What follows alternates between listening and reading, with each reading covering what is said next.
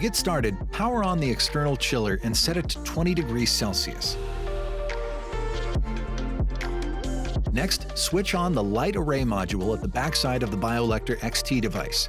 Then, go ahead and switch on the BioLector XT microbioreactor. If it's equipped with a microfluidic module, first turn on the valve control unit and then switch on the microbioreactor.